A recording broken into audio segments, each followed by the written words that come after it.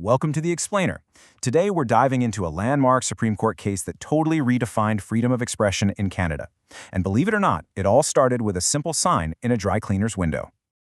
Back in the 1980s, you had this question that seems pretty simple on the surface, right? What language can you put on your storefront sign? Well, that question went all the way up the chain to Canada's Supreme Court. And this whole legal battle wasn't started by politicians. It was kicked off by regular business owners in Quebec who just wanted to talk to their customers. Just take a look at this sign from Nettoyer Masson, a real tailor and dry cleaner in Montreal. Under a new Quebec law, this sign, with both French and English on it, was actually illegal, and its owners were officially charged with an offense just for displaying it. Okay, Section 1, a sign of conflict. Let's dig into how this all got started.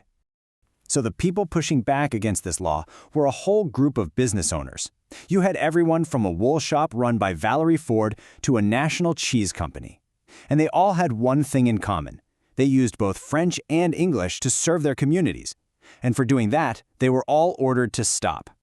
So what was causing all this trouble? Well, it all comes down to Quebec's Charter of the French language, probably better known as Bill 101. The whole point of this law was to make French the undeniable public face of the province, and it was strict. Public signs, ads, you name it, had to be in French, and only French. All right, Section 2, the charters clash. This is where the language law slammed right into a debate about fundamental rights. So you've got this real tug-of-war here. On one side, you have a law with a collective goal to preserve the French visage linguistique, or, the distinct linguistic face of Quebec.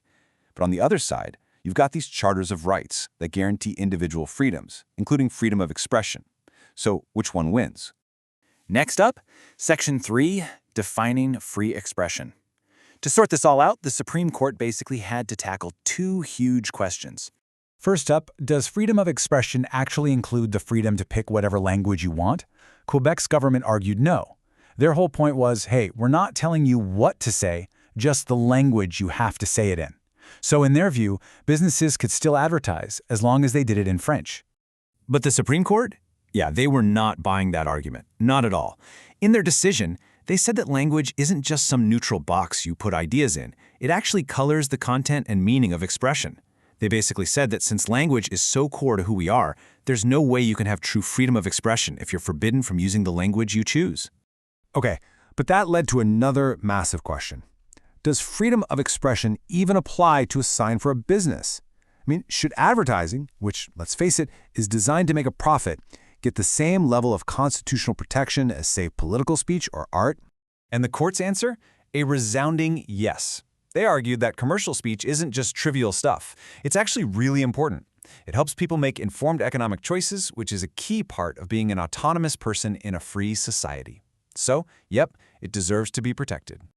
Okay, Section 4 is the override shield. Now, this is where we get into some serious constitutional strategy. See, Quebec's government thought they had an ace up their sleeve that made their sign law totally immune to any challenge, the notwithstanding clause. So what is the notwithstanding clause? Well, you can think of it as a constitutional escape hatch. It basically lets a government pass a law that they know violates certain rights, as long as they stand up and say, yep, we're doing this anyway. And here's the kicker. Quebec had already tried to use this clause way ahead of time. They passed what's called an omnibus act, which is just a fancy way of saying they bundled a ton of stuff together. And with this one act, they attached the override clause to all of their existing laws, including the French language law. So they argued that this made their sign law completely untouchable. So the Supreme Court had to weigh in on this move, and the ruling was kind of split. They said, okay, using one big bill to apply the clause broadly, that's fine, but, and this is a huge but, you can't make it retroactive. It could only shield laws from challenges after it was passed, not before. All right, Section 5, the Supreme Court's verdict. So, after sorting through all that, what was the final call? Well, the big headline was this: the French-only rule got struck down. The court found that forcing signs to be exclusively in French was a clear violation of freedom of expression under both the Canadian and the Quebec charters. But hold on, it's not quite that simple. There's another step. See, the charter actually allows for rights to be limited, but only if that limit is reasonable and can be demonstrably justified in a free and democratic society. And that is a very, very high bar for any government to clear. So the court runs the law through this step-by-step test. Step 1 is the goal, protecting the French language, important? Absolutely, they said. It's a pressing and substantial concern. Step 2 is a sign law logically connected to that goal. Yep, that makes sense. But step 3, proportionality, and this is where the whole thing fell apart for the government. The court said a total ban on other languages just goes way too far. And what's really interesting is that the court basically offered a roadmap for how it could have worked. They pointed out that a law requiring French to be markedly predominant, maybe in a bigger font or something, could have achieved Quebec's goal without totally wiping out the freedom to use other languages. So let's move on to our final section, number 6, the Ford v. Quebec legacy, because this decision from 1988, wow, it still echoes through Canadian law and society today. So when you boil it all down, this case that started with a dry cleaner sign became an absolute cornerstone of Canadian constitutional law. It cemented that commercial speech is protected, it confirmed that choosing your language is part of that protection, and it drew a clear line in the sand about the government's override power. And maybe most importantly, it set a huge precedent for that delicate balancing act between collective goals and individual rights. This case really captures a central tension that so many democracies wrestle with.